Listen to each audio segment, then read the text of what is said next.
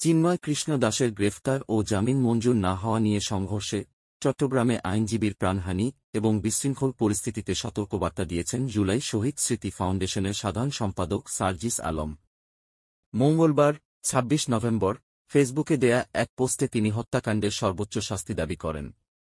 সার্জিস তার পোস্টে লিখেন, ধর্মকে টুল হিসেবে ব্যবহার করে কোনো ব্যক্তি, সন্ত্রাসী গোষ্ঠী বা সন্ত্রাসী সংগঠন যদি সাম্প্রদায়িক দাঙ্গা লাগানোর চেষ্টা করে তবে সেসব সন্ত্রাসীদের বিরুদ্ধে কঠোর ব্যবস্থা নিতে হবে।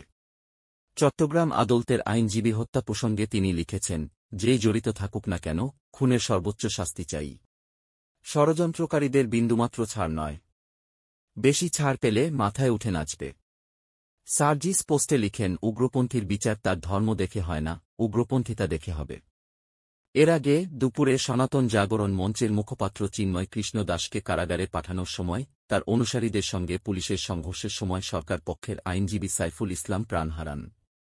চট্টগ্রাম মেডিকেল কলেজ, চমেক হাসপাতালের পরিচালক ব্রিগেডিয়ার জেনারেল মোহাম্মদ তসলিম উদ্দিন আইনজীবীর মৃত্যুর বিষয়টি নিশ্চিত করেছেন। এছাড়া আহত ৬ জন চমেকে চিকিৎসাধীন বলেও জানান তিনি।